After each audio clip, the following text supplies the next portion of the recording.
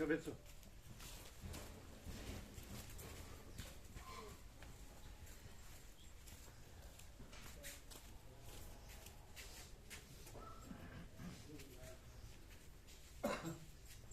આનંદ પ્રભુ હાલ પધાર્યા.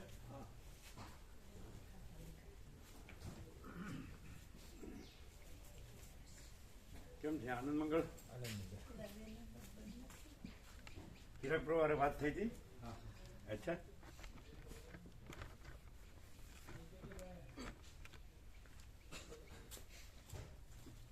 એ રવિવારે અહીંયા જ હતા સાંજે.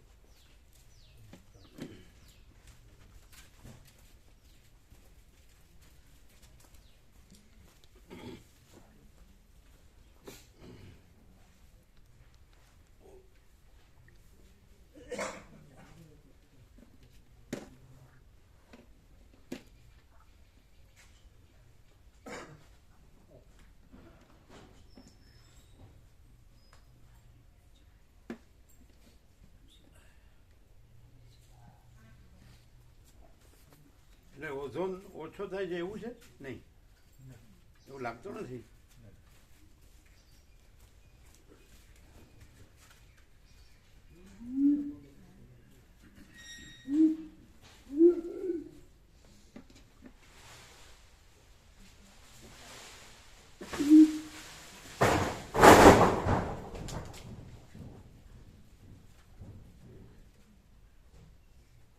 અત્યારે સીધા વડોદરાથી આવ્યા? અમદાવાદ.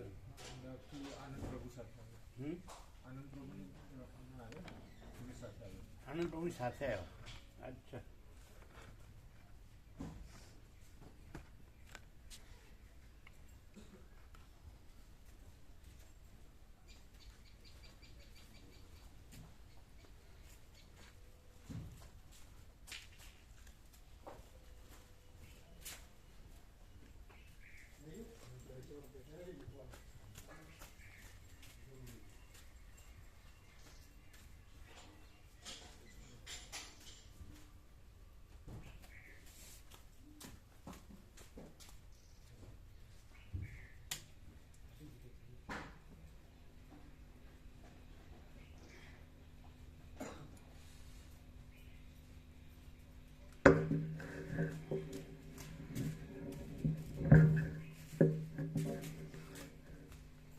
ઓમ.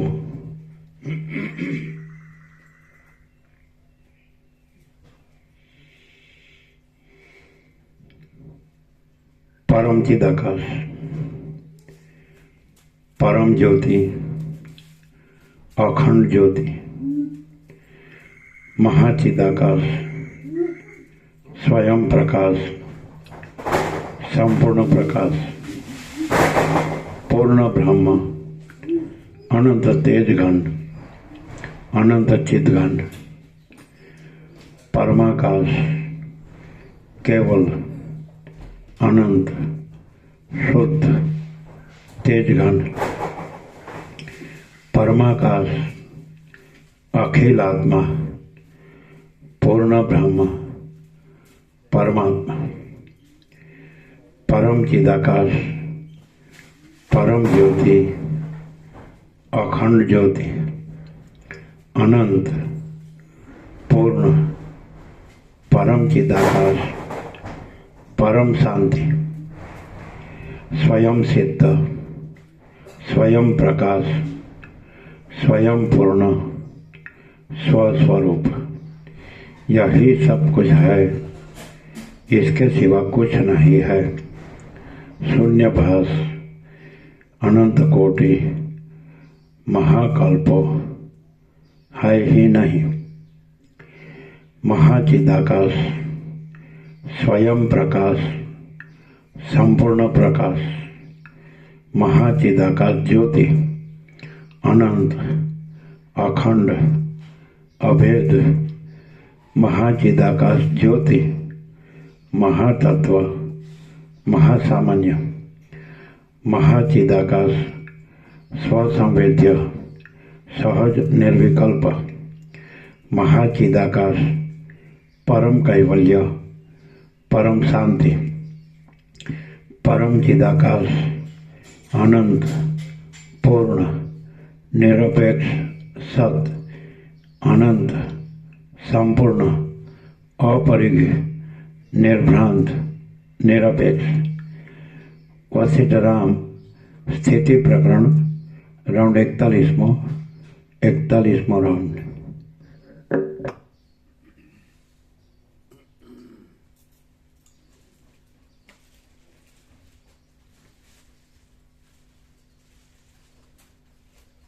યોગ વાસિષ્ઠની નવી પ્રિન્ટ આવી છે, એકદમ સરસ. તમારે લેવાની છે ને? કીધું તું ચિરાગ પ્રભુ એમને આપજો. પછી તમારા મધરને કે બેનને બધાને આપવાની. તો કેટલી લેવાની, કેટલા સેટ લેવાના? 2 કે 3? 3 સેટ.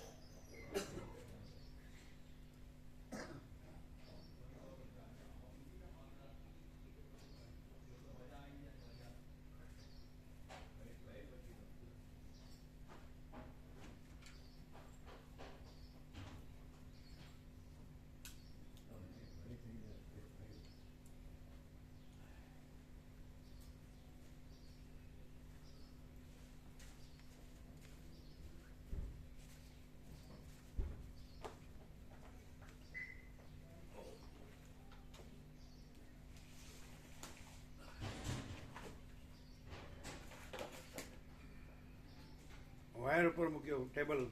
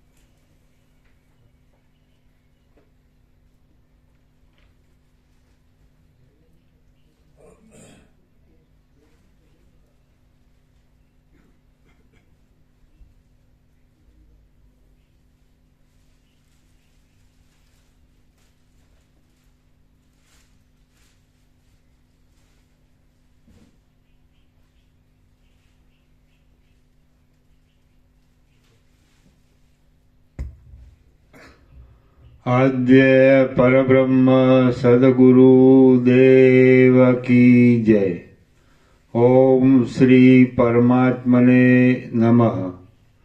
સદગ્રંથોમાં શિરોમણી શ્રી યોગ વાસિષ્ઠ મહારામાયણ સ્થિતિ પ્રકરણ સર્ગ 19મો, પેજ નંબર 437. સર્ગ 19મો. જાગ્રત, સ્વપ્ન, સુષુપ્તિ અને તુરીય અવસ્થાનું વર્ણન. આ 19મા સર્ગમાં ઉપાસના પ્રમાણે ફળની પ્રાપ્તિ, બોધથી સત્ય આત્મસ્થિતિની પ્રાપ્તિ. આ 19મા સર્ગમાં ઉપાસના પ્રમાણે ફળની પ્રાપ્તિ, બોધથી સત્ય આત્મસ્થિતિની પ્રાપ્તિ, જાગ્રત, સ્વપ્ન તથા સુષુપ્તિ અને તુર્યની સ્થિતિ કહેવામાં આવશે. વશિષ્ઠ બોલ્યા, હે રામ. આનંદ પ્રભુ, કાકા પ્રભુ, એટલે પાણી ઠંડુ આવે છે એટલે બાટલો ખલાસ થઈ ગયો છે, એટલે નવો બાટલો મૂકવાનો. જોઈને બરાબર લીકેજ ન હોય અને ફૂલ ભરેલો હોય. પેલો ત્યાં આપી દેજો, હશે તો થોડો હશે તો વાપરશે. આવે કેતન ભાવ આવે ઉપાડો. બેસો કેતન ભાવ બેસો. ઉપડશે ને? ફૂલ ભરેલો લેજો. ચાલો.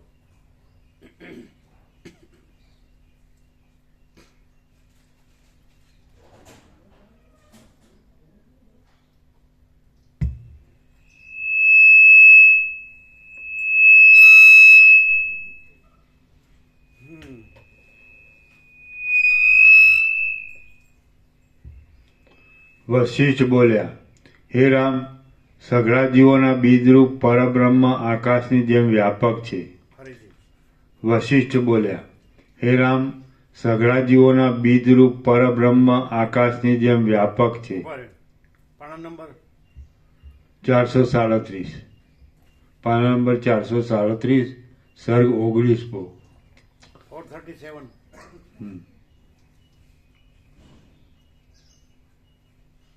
મળ્યું? વાંચો. પહેલેથી વાંચો પેલા. હા. સર્ગ 19મો, જાગ્રત, સ્વપ્ન, સુષુપ્તિ અને તુરીય અવસ્થાનું વર્ણન. આ 19મા સર્ગમાં ઉપાસના પ્રમાણે ફળની પ્રાપ્તિ, બોધથી સત્ય આત્મસ્થિતિની પ્રાપ્તિ, જાગ્રત, સ્વપ્ન તથા સુષુપ્તિ અને તુર્યની સ્થિતિ કહેવામાં આવશે.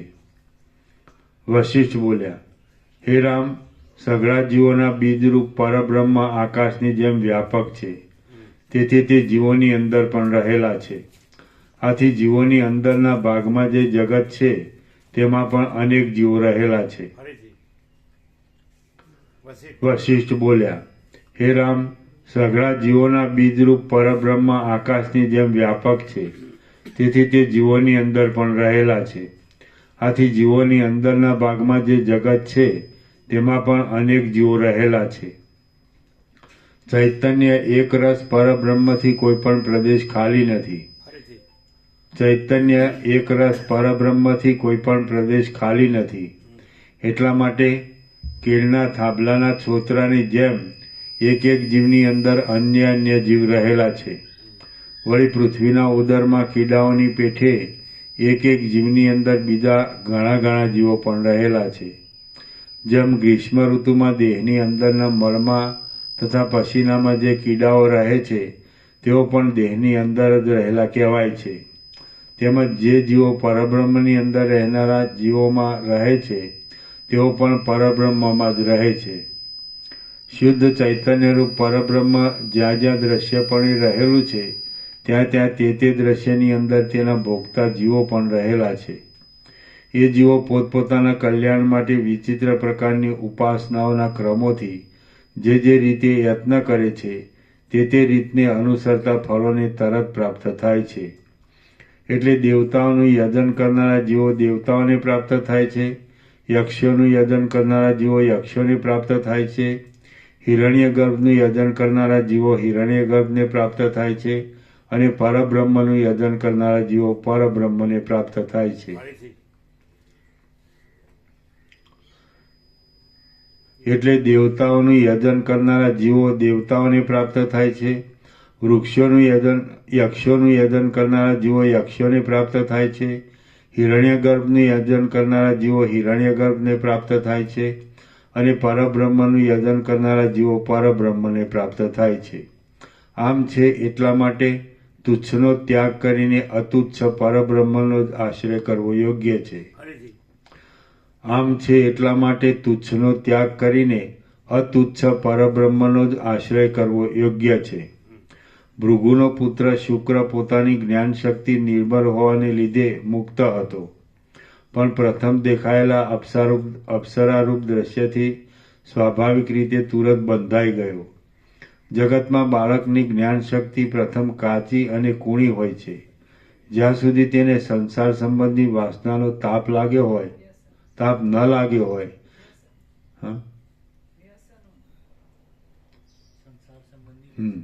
જ્યાં સુધી તેને સંસાર સંબંધી વ્યસનોનો તાપ ન લાગ્યો હોય ત્યાં સુધી તેને જેવું વલણ આપીએ તેવું આપી શકાય છે પણ સંસાર સંબંધી વ્યસનોના તાપો લાગવાથી જે જ્ઞાન શક્તિ કઠિન થઈ ગયા પછી તેને બીજી વ્યુત્પત્તિ આપી શકાતી નથી.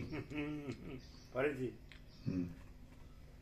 બાળક જ્યાં સુધી તેને ઉપરથી બાળકની જગતમાં બાળકની જ્ઞાન શક્તિ પ્રથમ કાચી અને કૂણી હોય છે.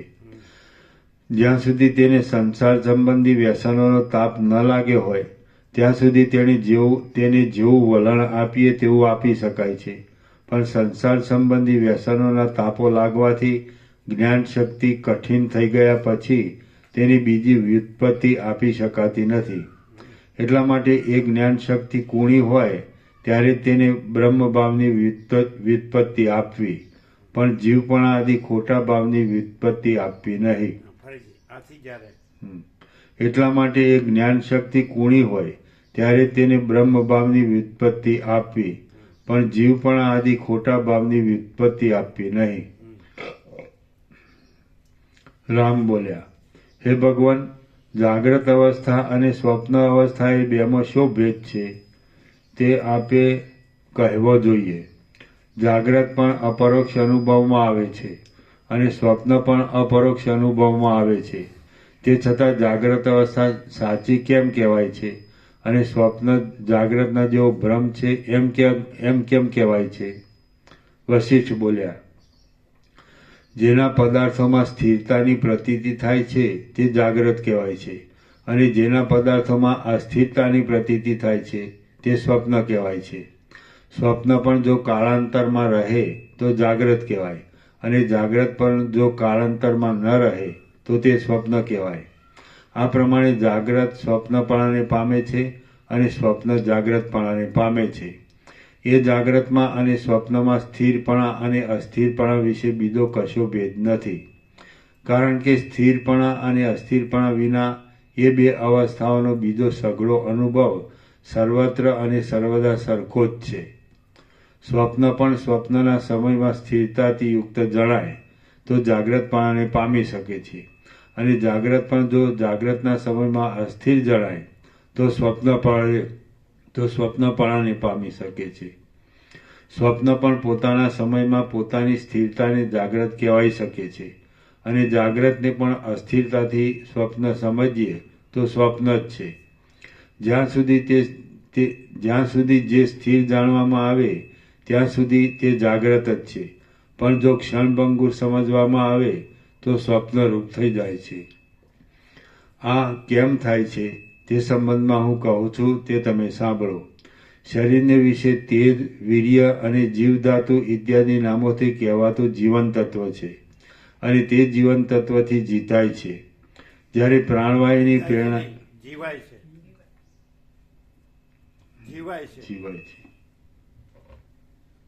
એને પ્રિન્ટિંગ મિસ્ટેક.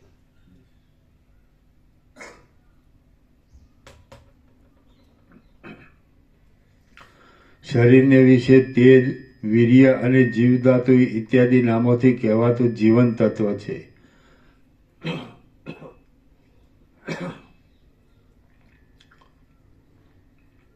શરીરને વિશે તેજ, વીર્ય અને જીવધાતુ ઇત્યાદિ નામોથી કહેવાતું જીવન તત્વ છે અને તે જીવન તત્વથી જીવાય છે અને તે જીવન તત્વથી જીવાય છે.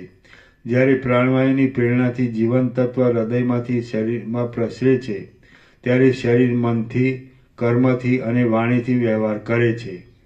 એ જીવન તત્વ જ્યારે અંદરની નાડીઓમાં પ્રસરે છે ત્યારે સ્વપ્ન અવસ્થા પ્રાપ્ત થાય છે. એટલે જાગ્રતમાં દેખાયેલો જગતરૂપી ભ્રમ જેમાં લીન થઈ રહ્યો હોય છે એવા ચિત્તમાં જાગ્રતના સરખું સઘળું જ્ઞાન ઉદય પામે છે.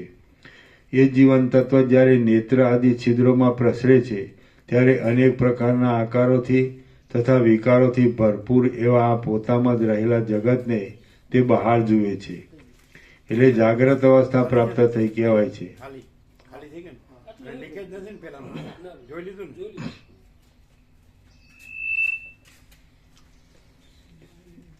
એ જીવન તત્વ જ્યારે નેત્ર આદિ છિદ્રોમાં પ્રસરે છે ત્યારે અનેક પ્રકારના આકારોથી તથા વિકારોથી ભરપૂર એવા આ પોતામાં જ રહેલા જગતને તે બહાર જુએ છે. એટલે જાગ્રત અવસ્થા પ્રાપ્ત થઈ કહેવાય છે. જો કે જાગ્રત અને સ્વપ્ન એ બંને અવસ્થાઓના અનુભવમાં અપરોક્ષપણું સરખું જ છે, તો પણ જેના અનુભવમાં સ્થિરપણાની કલ્પના કરી લેવામાં આવે છે તેને જાગ્રત માની લેવામાં આવે છે. આ પ્રમાણે મેં સ્વપ્નની અને જાગ્રતની પદ્ધતિ કહી.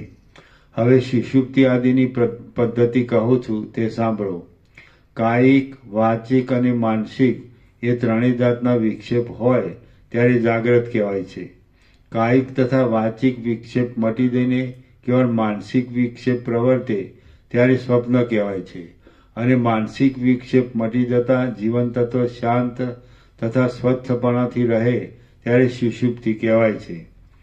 જેમ વાયુવિહીન ઘરમાં રહેલો દીવો ચલન રહિત થઈને માત્ર પ્રકાશ જ કરે છે, તેમ સુષુપ્તિમાં હૃદયાકાશમાં રહેલું જીવન તત્વ ક્ષમતાને પ્રાપ્ત થયેલા પ્રાણવાયુથી ક્ષોભ ન પામતા વિક્ષેપ રહિત રહીને માત્ર પ્રકાશ જ કરે છે.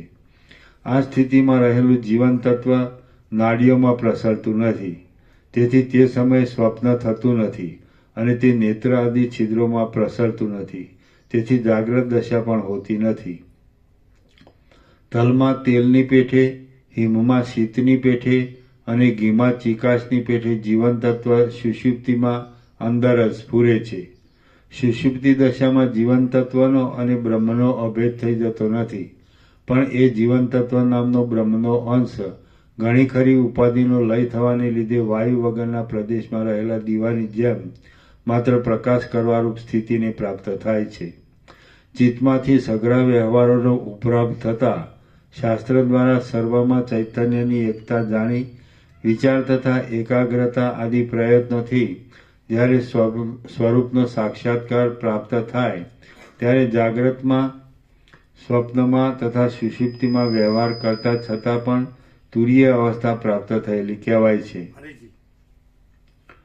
ચિત્તમાંથી સઘળા વ્યવહારોનો ઉપરામ થતાં શાસ્ત્ર દ્વારા સર્વમાં ચૈતન્યની એકતા જાણી વિચાર તથા એકાગ્રતા આદિ પ્રયત્નોથી જ્યારે સ્વરૂપનો સાક્ષાત્કાર પ્રાપ્ત થાય ત્યારે જાગ્રતમાં, સ્વપ્નમાં તથા સુષુપ્તિમાં વ્યવહાર કરવા છતાં પણ તુરીય અવસ્થા પ્રાપ્ત થયેલી કહેવાય છે. ચિત્તમાંથી સઘળા વ્યવહારોનો ઉપરામ થતાં શાસ્ત્ર દ્વારા સર્વમાં ચૈતન્યની એકતા જાણી વિચાર તથા એકાગ્રતા આદિ પ્રયત્નોથી જ્યારે સ્વરૂપનો સાક્ષાત્કાર પ્રાપ્ત થાય ત્યારે જાગ્રતમાં, સ્વપ્નમાં તથા સુષુપ્તિમાં વ્યવહાર કરતા છતાં પણ તુરીય અવસ્થા પ્રાપ્ત થયેલી કહેવાય છે. પ્રાણવાયુ સુષુપ્તિમાં સૌમ્યપણું પામે છે. તેઓ જ્યારે અદ્રષ્ટના પરિપાક આદિ કિરણોથી વિષમપણું પામીને જીવન તત્વને ચલાયમાન કરે છે ત્યારે તે જીવન તત્વ તે ભોગોને આપનારા પૂર્વ સંસ્કારો જાગ્રત થવાથી ચિત્તરૂપે ઉદય પામે છે. પ્રાણવાયુઓ સુષુપ્તિમાં સૌમ્યપણું પામે છે. તેઓ જ્યારે અદ્રષ્ટના પરિપાક આદિ કિરણોથી વિષમપણું પામીને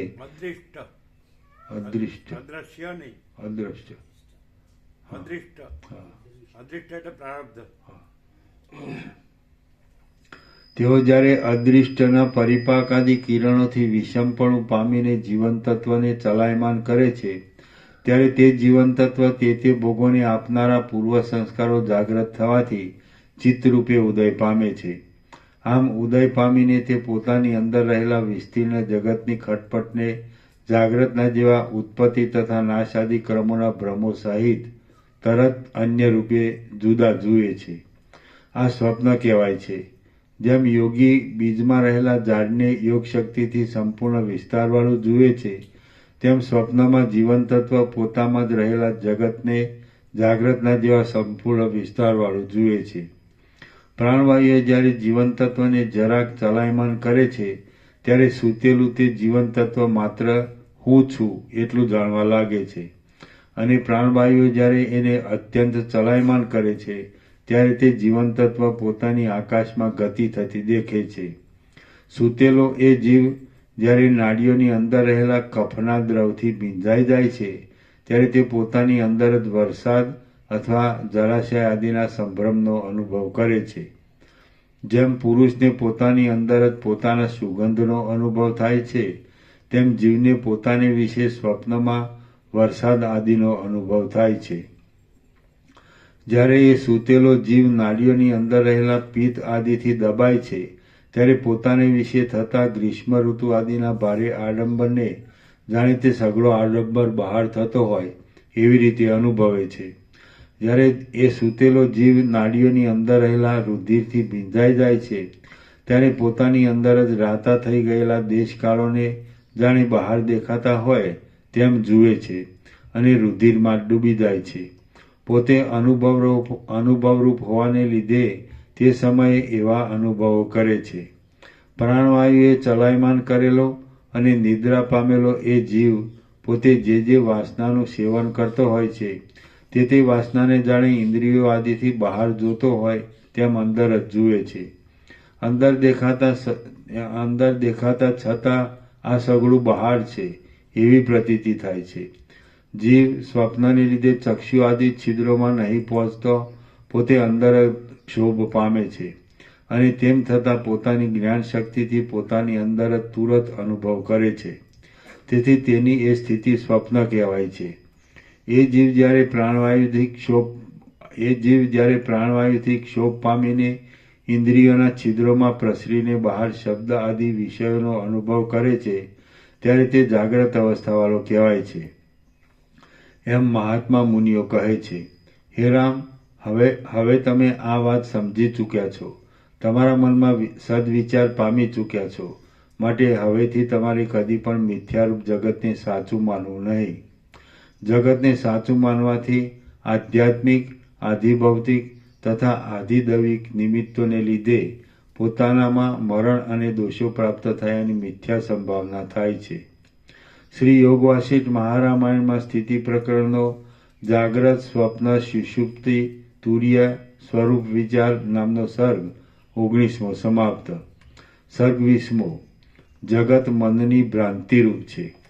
આ 20મા સર્ગમાં જગત એ મનની ભ્રાંતિ છે અને જો આત્મજ્ઞાન થાય તો ચિત્ત તથા જગત આત્મા જ છે એવો અનુભવ થાય છે. એનું વર્ણન કરવામાં આવશે. વશિષ્ઠ બોલ્યા, હે રામ, મનનો સ્વભાવ સમજાવવા માટે મેં તમને આ સઘળું જાગ્રત આદિ અવસ્થાનું વર્ણન કહ્યું, બીજા કોઈ પ્રયોજનથી કહ્યું નથી. જેમ લોઢાનો ગોળો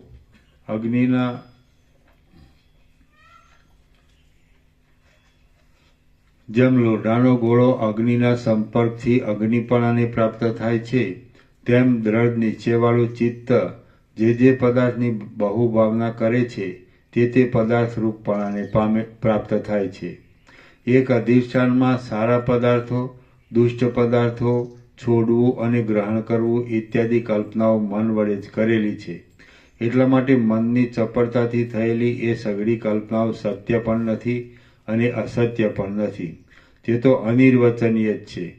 મલિન મન જ મોહ ઉત્પન્ન કરનાર છે અને તે જ જગતની સ્થિતિનું કારણ છે. મન જ જગતરૂપ હોવાથી જગતને બનાવે છે. જે મન છે તે જ જીવ છે. એટલા માટે મનને જો શુભ માર્ગમાં જોડવામાં આવે તો જગતમાં જે સિદ્ધિઓ છે તે સઘળી પ્રાપ્ત થાય છે. કારણ કે સઘળી સિદ્ધિ મનનો જય કરવાથી જ મળે છે. જો સ્થૂળ દેહ જીવ હોય તો એનો એ દેહ હોવા છતાં મહાબુદ્ધિમાન શુક્રાચાર્યને સેંકડો જન્માંતરના ભ્રમરૂપ જુદા જુદા દેહો કેમ પ્રાપ્ત થાય? આમ છે એટલા માટે જે મન છે તે જીવ છે અને સ્થૂળ શરીર તો મનને લીધે જ ચેતના પામે એવું છે. એ મન દ્રઢ વાસનાથી જેવા આકારની ભાવના કરે છે તેવા આકારને પ્રાપ્ત થાય છે. એમાં કશો સંશય નથી. મન દ્રઢ ભાવનાથી સર્વ આકારની પ્રાપ્તિ કરવામાં સમર્થ છે. એટલા માટે અતુચ્છ, પરિશ્રમ રહિત, ઉપાધિ વગરનું અને ભ્રમ વગરનું જે બ્રહ્મપદ છે તેનું જ યત્નપૂર્વક અનુસંધાન કરો. એટલા માટે અતુચ્છ, પરિશ્રમ રહિત, ઉપાધિ વગરનું અને ભ્રમ વગરનું જે બ્રહ્મપદ છે તેનું જ યત્નપૂર્વક અનુસંધાન કરો. એટલે તમે બ્રહ્મપણાને પ્રાપ્ત થશો. શરીર મનના ધારેલા પ્રદેશમાં જાય છે, પણ જ્યાં શરીર હોય ત્યાં મનને જવાનો નિયમ નથી.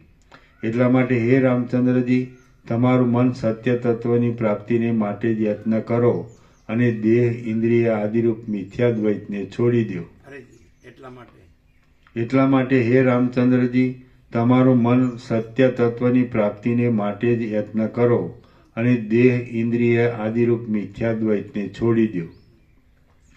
શ્રી યોગવાસિત મહારામાયણમાં સ્થિતિ પ્રકરણનો મનોરૂપ વર્ણન નામનો સર્ગ 20મો સમાપ્ત.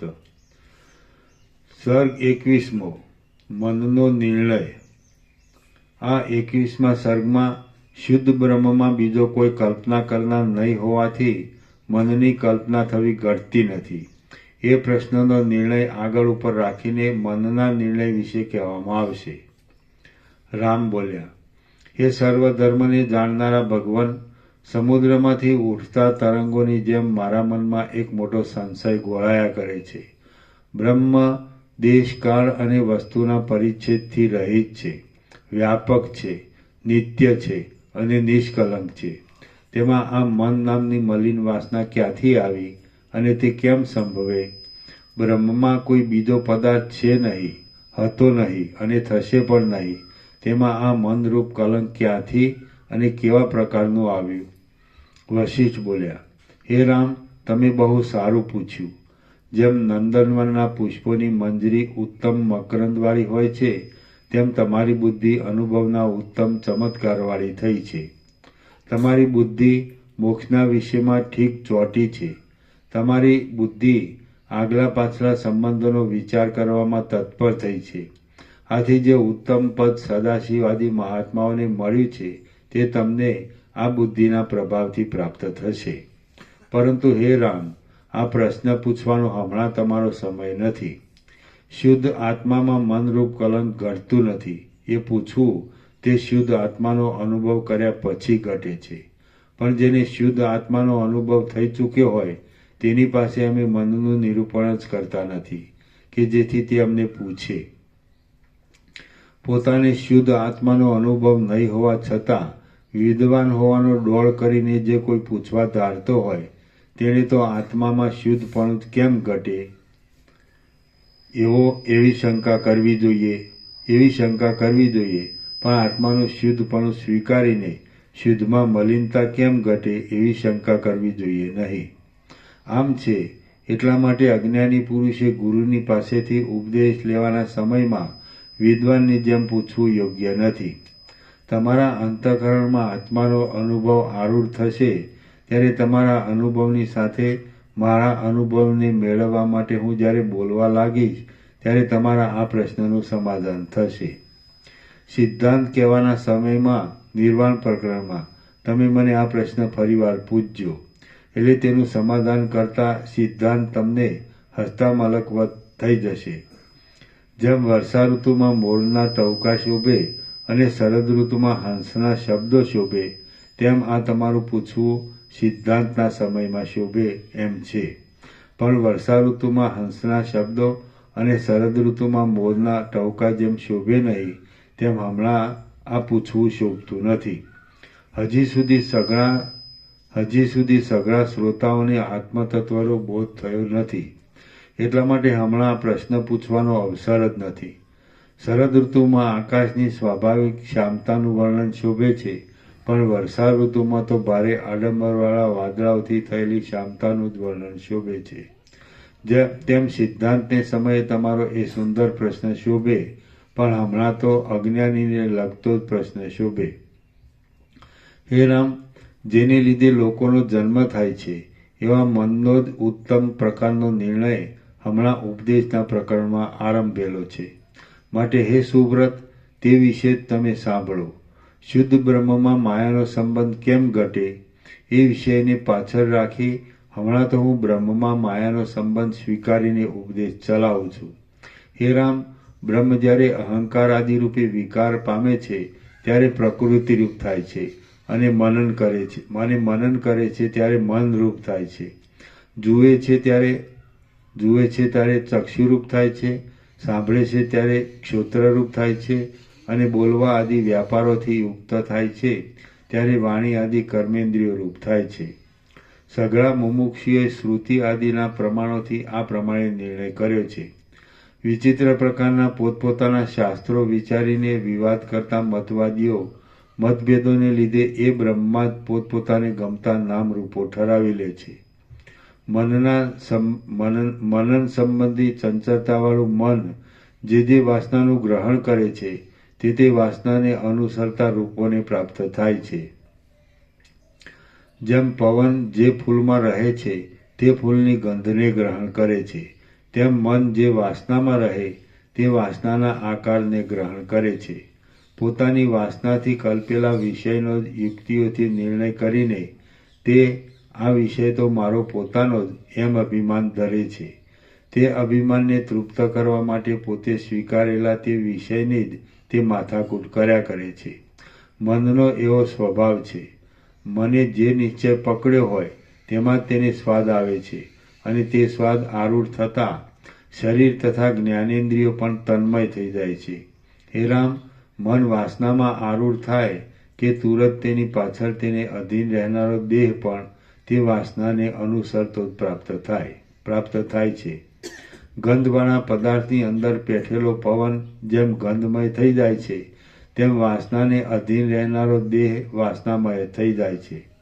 વાસનાને અનુસરીને પ્રાપ્ત થયેલા દેહમાં જ્ઞાનેન્દ્રિયો પ્રકટ થાય છે અને પોતપોતાના વિષયો પર દોડતા તે વિષયોની પ્રાપ્તિને અનુકૂળ ક્રિયાઓ કરવા માટે કર્મેન્દ્રિયોનો સમૂહ પણ પોતાની મેળે જ પ્રકટ થાય છે. જેમ પવન ચપળતા પામતા પૃથ્વીની રજ પણ ચપળ થાય છે, તેમ જ્ઞાનેન્દ્રિયો વિષય લંપટ થતાં કર્મેન્દ્રિયો પણ પોતપોતાની ક્રિયાઓમાં લંપટ થાય છે. ક્ષોભ પામેલી કર્મેન્દ્રિયો પોતપોતાની ક્રિયાશક્તિને પ્રકટ કરતા વાયુમાં રજના સમૂહની જેમ ઘણા કર્મો ઉત્પન્ન થાય છે. આ પ્રમાણે મનનું બીજ કર્મ છે અને કર્મનું બીજ મન છે. જેમ પુષ્પની અને પુષ્પના ગંધની સત્તા એક જ છે, તેમ મનની અને કર્મની સત્તા એક જ છે.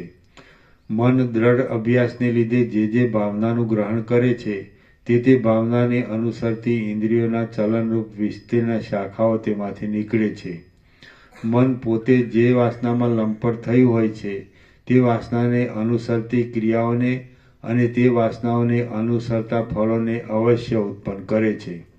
પછી તેવા સ્વાદનો અનુભવ કરીને તે તુરત બંધાઈ જાય છે. મન જે વિષયનું ગ્રહણ કરે છે તે વિષયને સાચો માની લે છે અને તેમ થતાં પકડેલો વિષય જ કલ્યાણરૂપ છે એ સિવાય બીજું કલ્યાણ જ નથી એવો મનને નિશ્ચય થઈ જાય છે.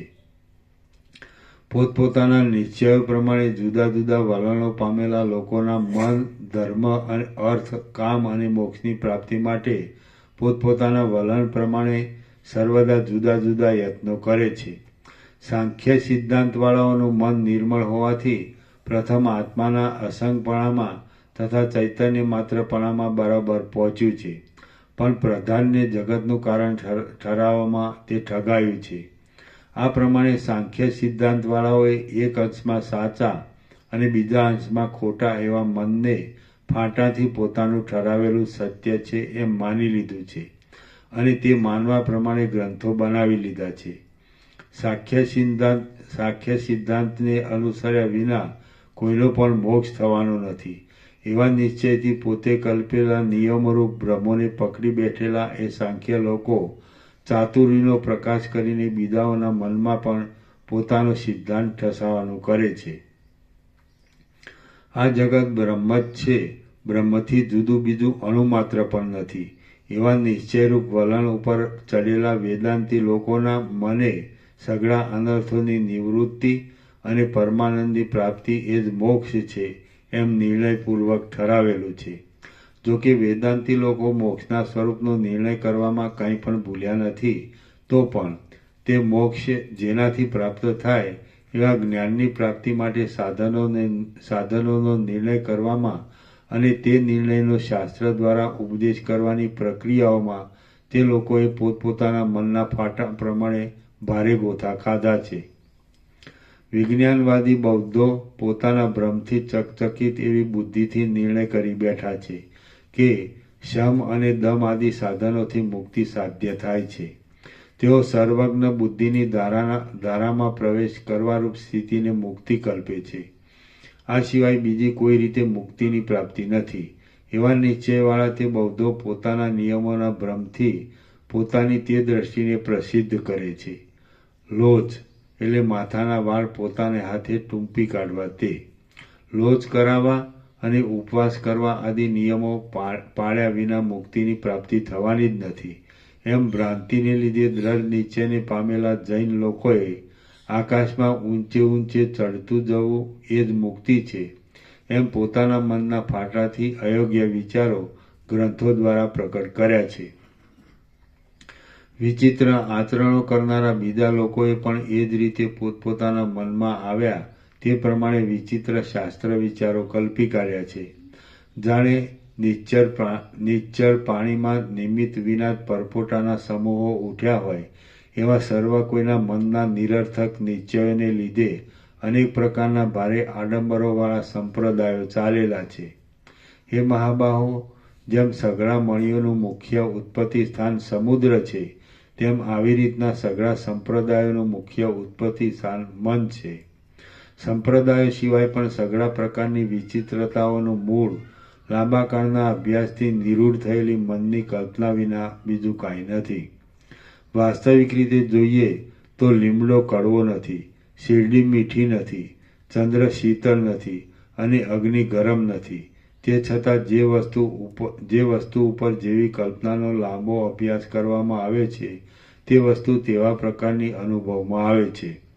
એટલે લીમડો કડવો, શેરડી મીઠી, ચંદ્ર શીતળ અને અગ્નિ ગરમ એમ પ્રતીત થાય છે. મોક્ષ તો અકૃત્રિમ આનંદ છે. સાવધાન મનુષ્યોએ તેને માટે પોતાના મનને તન્મય કરી દેવું જોઈએ. જેવી તે મોક્ષને પ્રાપ્ત થાય છે સાવધાન મનુષ્યએ તેની માટે પોતાના મનને તન્મય કરી દેવું જોઈએ જેથી તે મોક્ષને પ્રાપ્ત થાય છે. મન તુચ્છ દ્રશ્યને છોકરાની જેમ લઈને રમાડે છે. તે જો એ દ્રશ્યને છોડી દે તો દ્રશ્યના સંસર્ગથી થનારા સુખ દુઃખોથી તે ખેંચાતો જ નથી. હે નિર્દોષ રામ, દ્રશ્યમય વિસ્તીર્ણ બંધન અપવિત્ર છે, ખોટું છે, મોહ ઉપજાવનારું છે અને પ્રતીતિ માત્ર છે. તેની ભાવના જ કરો નહીં. જે દ્રશ્ય છે તે જ માયા છે અને તે જ અવિદ્યા છે. માટે તેની ભાવના બહુ ભયંકર થાય છે. જ્ઞાન શક્તિનું જે દ્રશ્યપણું રહે છે તે જ બંધન કરનારું કર્મ છે એમ વિદ્વાનોએ નિશ્ચય કર્યો છે. મનનું દ્રશ્યમાં જે એકાગ્રપણું રહે છે તે જ મનમાં મોહ ઉપજાવવાની શક્તિ છે એમ સમજો. આમ છે એટલા માટે દ્રશ્યરૂપ જે ખોટો અને મહામેલો કાદવ છે તેને ધોઈ જ નાખો. મનમાં જે સ્વાભાવિક રીતે દ્રશ્યપણું જોવામાં આવે છે એ જ સંસારરૂપી મદિરા છે અને તે જ અવિદ્યા છે એમ વિદ્વાન લોકો કહે છે. જેમ પડરથી આંખે આંધળો થયેલો મનુષ્ય પ્રકાશતા સૂર્યના તેજને જોઈ શકતો નથી તેમ દ્રશ્યમયપણા રૂપ અવિદ્યાથી જેમ પડરથી આંખે આંધળો થયેલો મનુષ્ય પ્રકાશતા સૂર્યના તેજને જોઈ શકતો નથી તેમ દ્રશ્યમયપણા રૂપ અવિદ્યાથી હણાયેલો જીવ કલ્યાણ પામતો નથી. હે મહાબુદ્ધિમાન, એ અવિદ્યા આકાશના વૃક્ષની પેઠે સંકલ્પમાંથી પોતાની મેળે જ ઉત્પન્ન થાય છે. તે ભાવનાનો નાશ કરવાનું સાધન કેવળ સંકલ્પનો ત્યાગ જ છે. દ્વૈતની ભાવના ક્ષીણ થાય છે તો સદવિચાર પોતાની મેળે જ પ્રફુલ્લિત થાય છે અને એ સદવિચારથી કોઈ પણ પદાર્થોમાં આસક્તિ રહેતી નથી.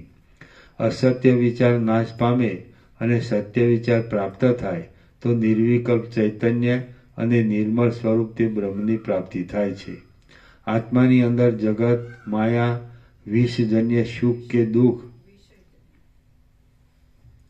આત્માની અંદર જગત, માયા, વિષયજન્ય સુખ કે દુઃખ કાંઈ પણ જોવામાં આવતું નથી પણ માત્ર કેવળપણું જ અનુભવમાં આવે છે. જેમ આકાશ વાદળાની પંક્તિથી નિસંગ છે તેમ આત્મા અસંગ છે.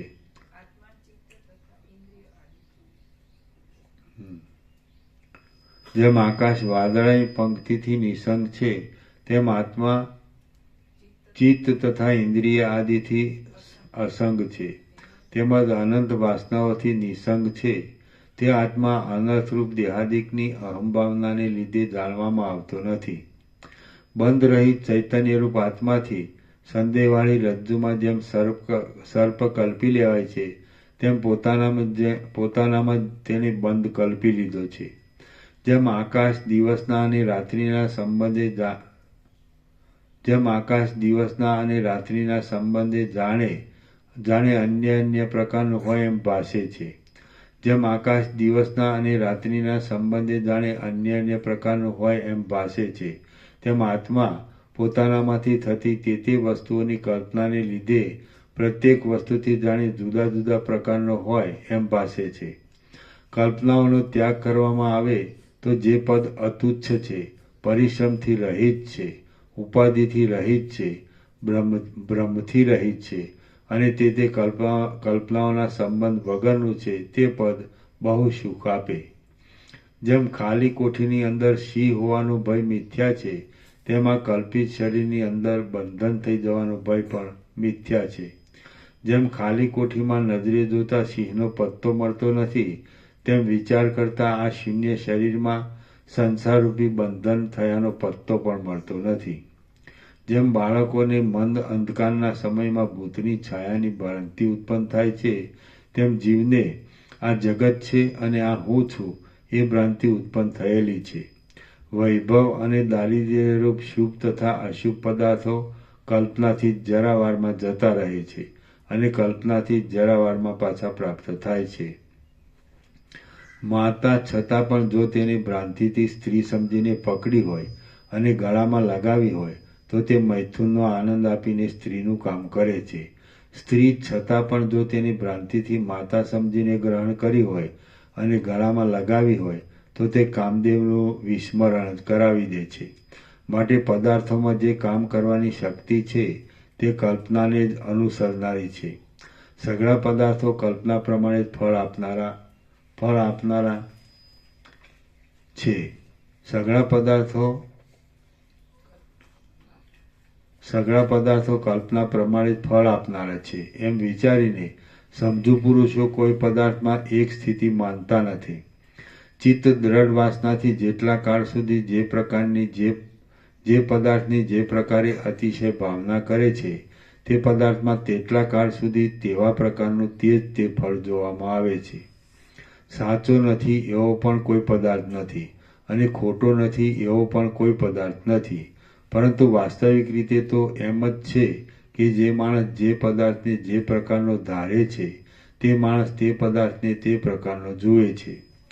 પોતે આકાશમાં રહેલો હાથી છે એવી ભાવના કરીને મન પોતે આકાશનો હાથી બને છે અને કામાતુર થઈ આકાશમાં રહેલા આકાશના વનની હાથણીની પાછળ દોડે છે. એટલા માટે હે રામ, તમે સઘળા પદાર્થોરૂપ થનારા સંકલ્પને છોડી દો અને સુષુપ્તિ અવસ્થાવાળાની જેમ પોતાના સ્વરૂપથી જ રહો. મણિ પોતાનામાં પડતા પ્રતિબિંબોને અટકાવવાને પોતે જડ હોવાથી સમર્થ નથી, પણ તમારા જેવો ચેતન પ્રાણી પોતાનામાં પડતા પ્રતિબિંબોને અટકાવવા સમર્થ ન હોય એમ ન બને. હે રામ, તમારા સ્વરૂપમાં જે આ જગત પ્રતિબિંબિત થાય છે તે મિથ્યા જ છે એવો નિર્ણય કરીને તમે જગતથી રંગાવો નહીં. અથવા જે જગત છે તે જ બ્રહ્મ છે, અથવા જે જગત છે તે જ બ્રહ્મ છે એમ માનીને, અથવા જે જગત છે તે બ્રહ્મથી અભિન્ન છે એમ માનીને પોતાનાથી પોતાની અંદર આદિથી તથા અંતથી રહિત પોતાના સ્વરૂપની ભાવના કરો. હે રામ, તમારા ચિત્તમાં જે પદાર્થો પ્રતિબિંબિત થાય છે તે પદાર્થો જો તમે બ્રહ્મની ભાવના કરશો તો તમને રંગી દેશે નહીં. જેમ પ્રતિબિંબિત પદાર્થોથી સ્ફટિક રંગાઈ જાય છે તેમ તમે નહીં રંગાવો.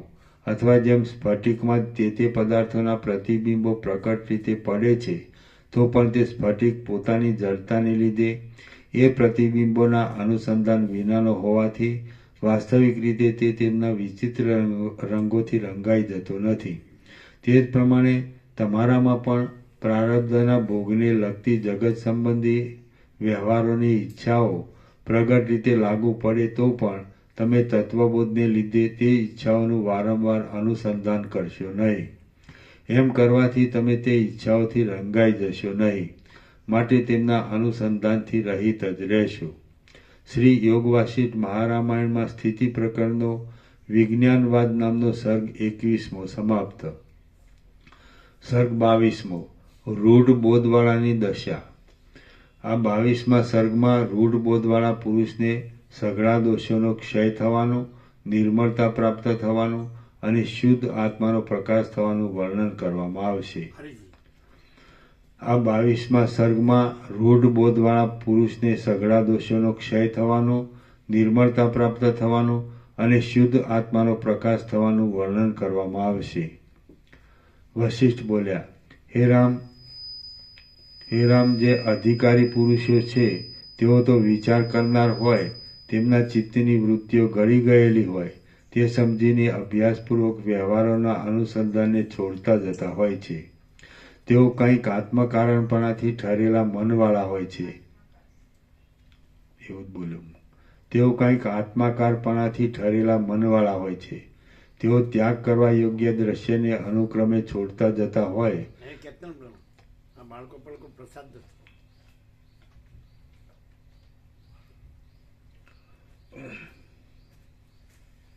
हम आते हैं 2 मिनट.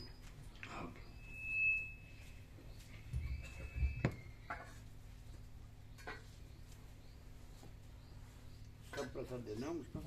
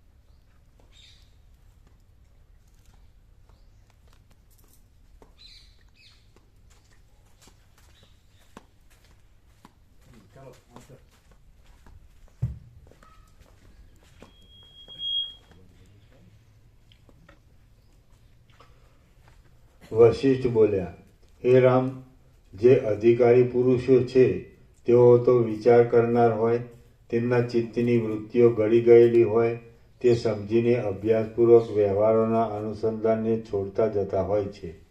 તેઓ કંઈક આત્મારામપણાથી ઠરેલા મનવાળા હોય છે. તેઓ ત્યાગ કરવા યોગ્ય દ્રશ્યને અનુક્રમે છોડતા જતા હોય, જ્ઞાનની ભૂમિકાઓમાં ચડતા જતા હોય, સઘળા દ્રશ્યને ચિન્માત્ર જોયા કરતા હોય અને કોઈ પદાર્થને ચૈતન્યથી જુદો જોતા ન હોય. તેઓ જેમાં નિરંતર જાગ્યા કરવું જોઈએ એવા પરમ તત્વમાં વૃત્તિથી જાગ્યા કરતા હોય અને ગાઢ મોહમય સંસારના માર્ગમાં વૃત્તિ ન રાખતા હોય. તેઓ ભોગવવાના સમયમાં જ રમણીય પણ પરિણામે નીરસ એવા આ લોકના તથા પરલોકના ઉચ્ચ નીચ ભોગોમાં પૂર્ણ વૈરાગ્યને લીધે લાલચ ન રાખતા હોય અને પ્રારબ્ધથી પ્રાપ્ત કરેલા ભોગોમાં પણ આસક્તિ ન રાખતા હોય. તડકામાં જેમ હિમના સમૂહો ઓગળી જાય છે. પૂર્ણ વિરામ છે.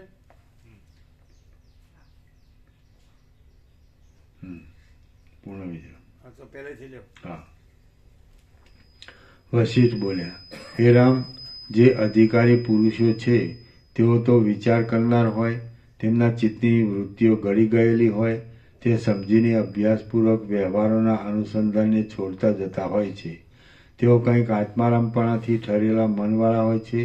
તેઓ ત્યાગ કરવા યોગ્ય દ્રશ્યને અનુક્રમે છોડતા જતા હોય, જ્ઞાનની ભૂમિકાઓમાં ચડતા જતા હોય, સઘળા દ્રશ્યને ચિન્માત્ર જોયા કરતા હોય અને કોઈ પદાર્થને ચૈતન્યથી જુદો જોતા ન હોય. તેઓ જેમાં નિરંતર જાગ્યા કરવું જોઈએ એવા પરમ તત્વમાં વૃત્તિથી જાગ્યા કરતા હોય અને ગાઢ મોહમય સંસારના માર્ગમાં વૃત્તિ ન રાખતા હોય. તેઓ ભોગવવાના સમયમાં જ રમણીય પણ પરિણામે નીરસ એવા આ લોકના તથા પરલોકના ઉચ્ચ નીચ ભોગોમાં પૂર્ણ વૈરાગ્યને લીધે લાલચ ન રાખતા હોય અને પ્રારબ્ધથી પ્રાપ્ત કરેલા ભોગોમાં પણ આસક્તિ ન રાખતા હોય. તડકામાં જેમ હિમના સમૂહો મેળવો. એક એક અક્ષર મેળવો. મેળવો એક એક અક્ષર. ચાલો.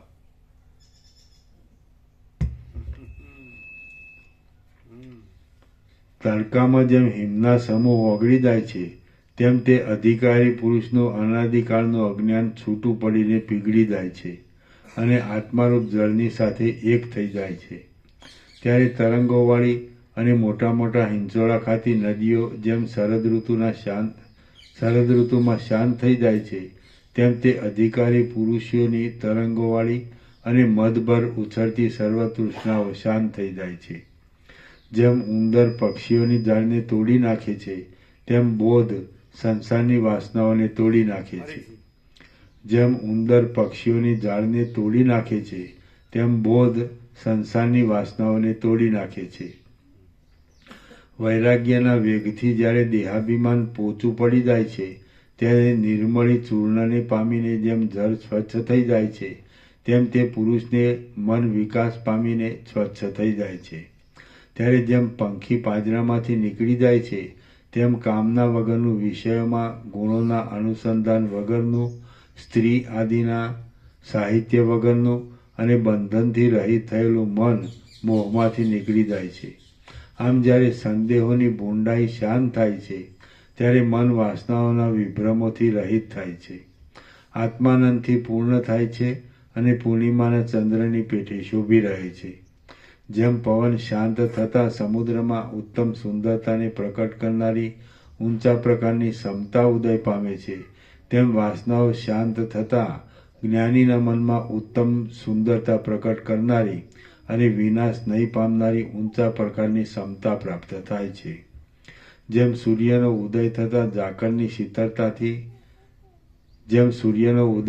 ઝાકળની શીતળતાથી ઘેરાયેલી અંધકારમય અને જેમાં બોલવાનો વ્યવહાર થતો નથી એવી રાત્રિ ક્ષીણ થઈ જાય છે તેમ બોધનો ઉદય થતાં મૂર્ખતાથી ઘેરાયેલી અજ્ઞાનમય અને જેમાં સત્શાસ્ત્રનો વ્યવહાર થતો નથી એવી સંસારની વાસના ક્ષીણ થઈ જાય છે. પરમાત્મારૂપી સૂર્યનું દર્શન થતાં શ્રવણ આદિના અભ્યાસોરૂપી પલ્લવોવાળી અને નિર્મળ પ્રકાશવાળી વિવેકરૂપ કમલિની પ્રફુલ્લિત થાય છે.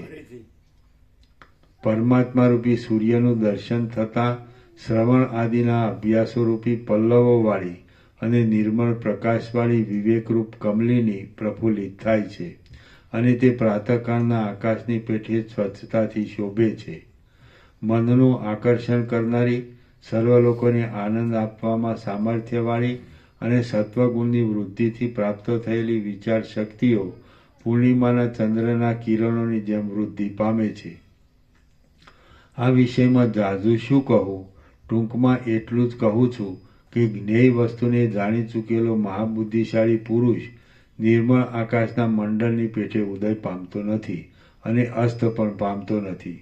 જેણે વિચારથી આત્મતત્વ જાણી લીધું હોય છે તે મહાત્મા પુરુષને સૃષ્ટિ કરવા આદિ કલેશોમાં પડેલા બ્રહ્મા, વિષ્ણુ, ઇન્દ્ર અને શંકર પણ રાખ અને દયાપાત્ર જણાય છે.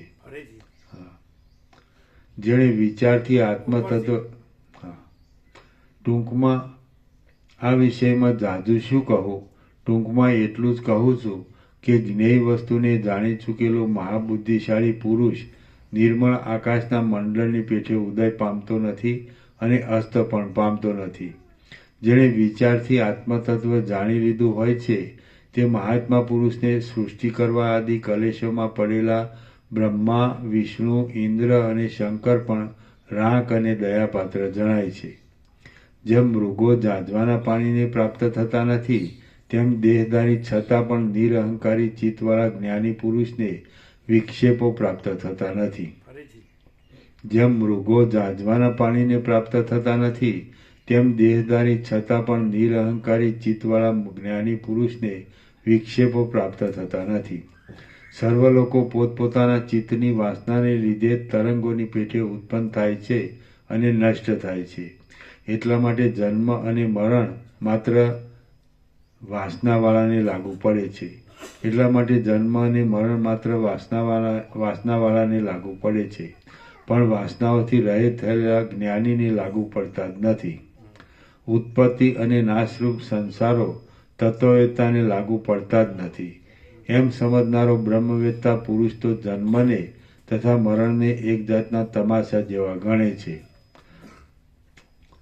એમ સમજનારો બ્રહ્મવેત્તા પુરુષ તો જન્મને તથા મરણને એક જાતના તમાશા જેવા ગણે છે અને તેમનાથી વિનોદ મળતો માને છે.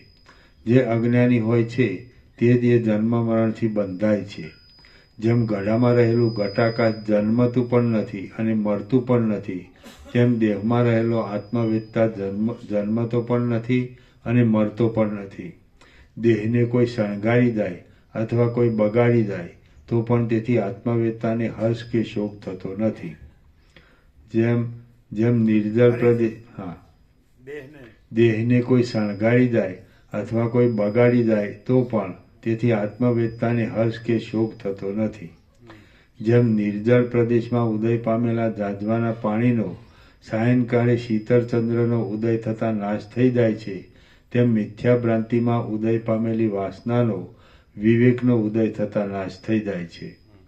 જ્યાં સુધી હું કોણ છું અને આ જગત શું છે એવી રીતનો વિચાર ન કરવામાં આવે ત્યાં સુધી આ અંધારા જેવો સંસારનો આડંબર સ્થિર રહે છે. જ્યાં સુધી હું કોણ છું અને આ જગત શું છે એવી રીતનો વિચાર ન કરવામાં આવે ત્યાં સુધી આ અંધારા જેવો સંસારનો આડંબર સ્થિર રહે છે. આ શરીર મિથ્યા ભ્રમના સમૂહથી ઉત્પન્ન થયેલું છે અને આપત્તિઓના સ્થાનક રૂપ છે. જે પુરુષ તેને તત્વબોધના અનુસંધાનથી મિથ્યા જુએ છે તેને જ દેખતો સમજવો. દેશ તથા કાળને લીધે જે સુખ દુઃખ થાય છે તેની સાથે મારે કશો સંબંધ નથી. એમ જે પુરુષ ભ્રમરહિતપણાથી જાણે છે તે પુરુષને જાણનારો સમજવો. જેનો અંત કે પાર નથી એવા આકાશ, દિશા તથા કાળ આદિ અને તેમાં રહેલા જે કોઈ ક્રિયાવાળા પદાર્થો છે તે સગળાઓમાં હું છું એમ જે જાણે છે તેને જ વિચક્ષણ સમજવું.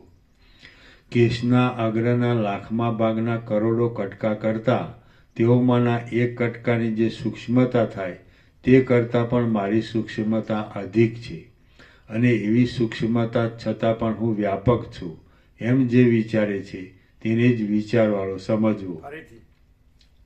કેશના અગ્રના લાખમાં ભાગના કરોડો કટકા કરતાં તેઓમાંના એક કટકાની જે સૂક્ષ્મતા થાય તે કરતાં પણ મારી સૂક્ષ્મતા અધિક છે અને એવી સૂક્ષ્મતા છતાં પણ હું વ્યાપક છું એમ જે વિચારે છે તેને જ વિચારવાળો સમજવું. જીવ અને જગત એ સર્વ બ્રહ્મ જ છે એમ જે પુરુષ નિત્ય અભેદ દ્રષ્ટિથી જુએ છે તેને જ દેખતો સમજવો. સર્વશક્તિમાન, અનંતરૂપ અને અદ્વિતીય ચૈતન્ય જે આત્મા છે તે સર્વ પદાર્થોમાં રહેલ છે એમ જે પુરુષ પોતાના મનમાં જાણે છે તેને જ જ્ઞાની સમજવો. સર્વશક્તિમાન, અનંતરૂપ અને અદ્વિતીય ચૈતન્ય જે આત્મા છે તે સર્વ પદાર્થોમાં રહેલ છે એમ જે પુરુષ પોતાના મનમાં જાણે છે તેને જ જ્ઞાની સમજવો. આધિઓના તથા વ્યાધિઓના ભયથી ઉદ્વેગ પામતો અને જન્મ, જરા તથા મરણવાળો આ દેહ હું નથી એમ જે વિવેકથી જાણે છે તેને જ વિચક્ષણ સમજવો. મારો વિસ્તાર આડે, ઊંચે તથા નીચે વ્યાપક છે અને મારાથી બીજા કોઈ છે જ નહીં એમ જે જુએ છે તેને જ દેખતો સમજવો. જેમ દોરામાં મણીઓનો સમૂહ પરોવાયેલો હોય છે તેમ આ સગળું જગત મારામાં પરોવાયેલું છે અને હું ચિત્તરૂપ તો નથી જ એમ જે જાણે છે તેને જ વિચક્ષણ સમજવો.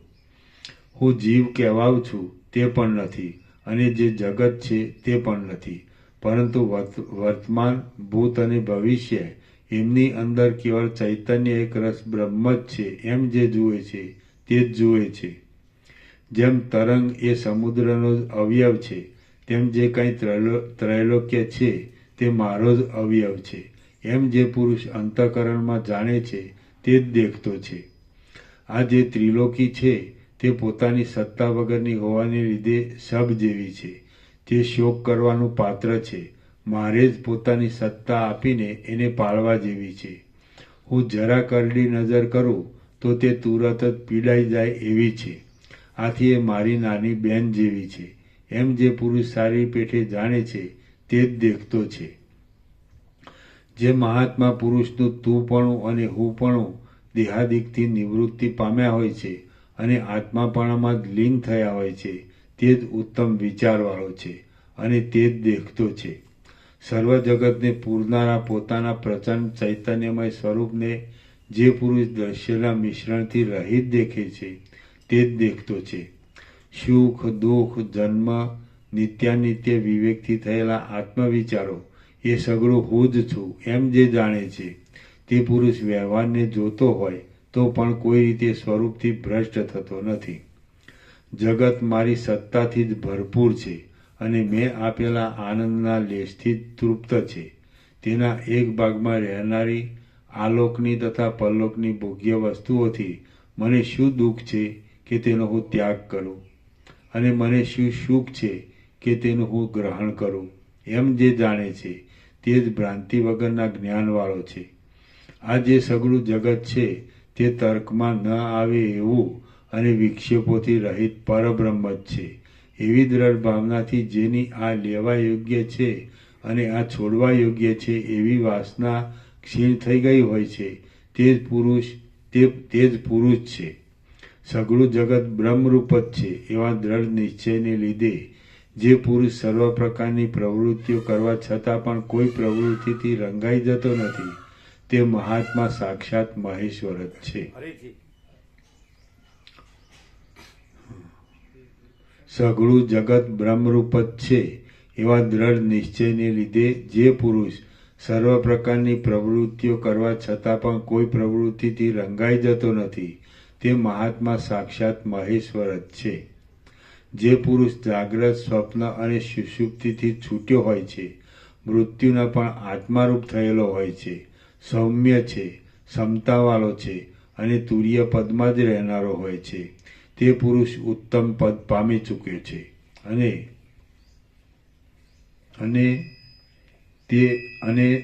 તેવા પુરુષને હું નમસ્કાર કરું છું.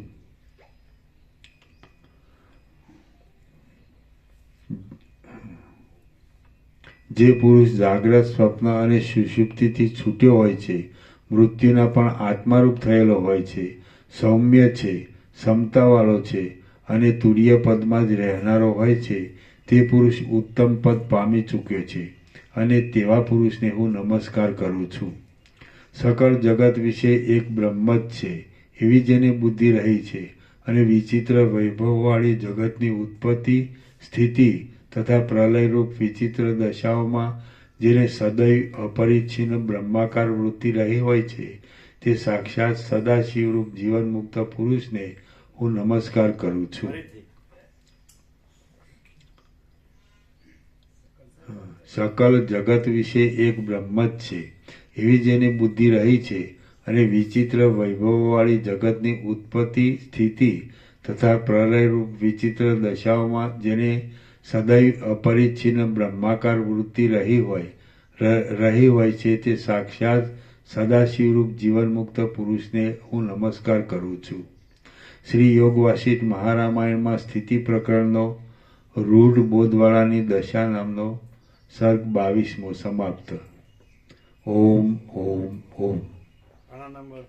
447 447. પ્રસાદ આપો.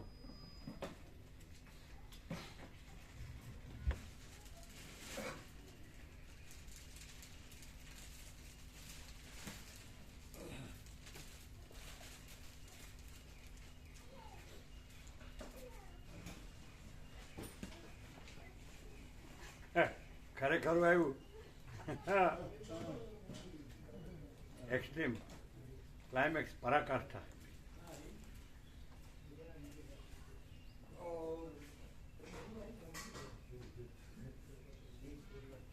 રૂઢ બોધવાળાની દશા.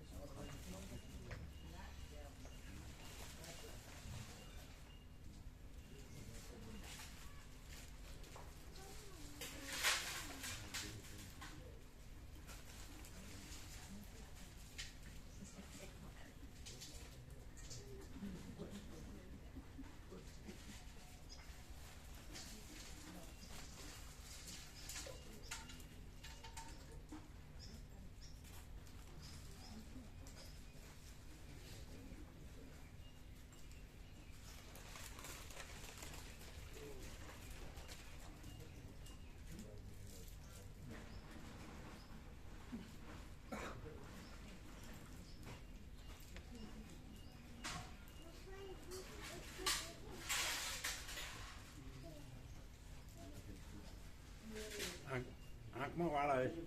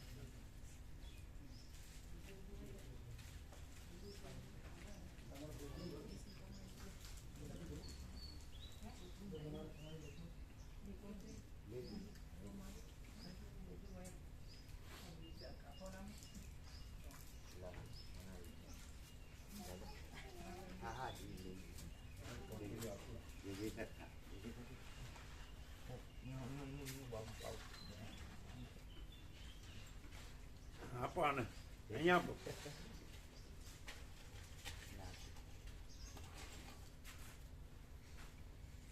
કે ઘેર ચલાવો.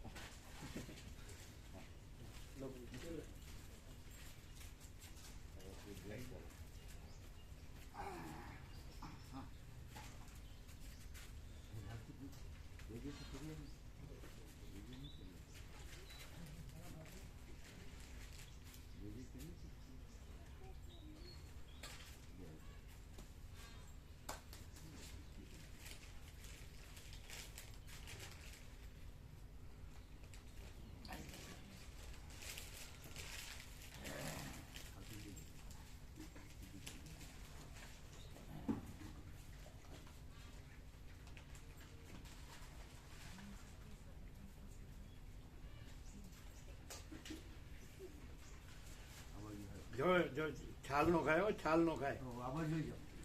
ના ના છાલ છાલ નો ખાય. આ બાજુ આવે. હા આ બાજુ આવી. છાલ કાઢ નાખો છાલ. આ કાઢ નાખો. અહીંયા.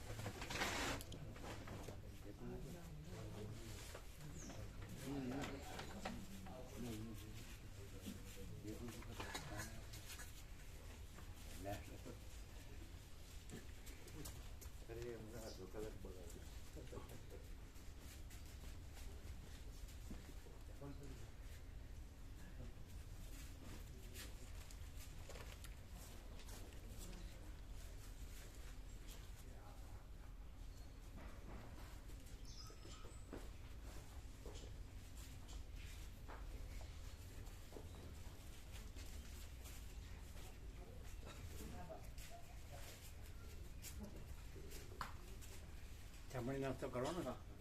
અને પ્રભુ સાથે જ કર્યો એના ના ચા પાણી નાસ્તો અમારી સાથે આવવાના પાછા પણ એમને કરવાનો છે ઘરે ઘરે સવારે હા કરી અહીંયાથી જ આવ્યા અમદાવાદથી આવ્યા એટલે કર્યો ચા પાણી નાસ્તો? અમારી સાથે અમારે ત્યાંથી જ આવ્યા હા બરાબર. એમના મામાનું ઘર અમારે નજીક છે. હા લઈ લેજો.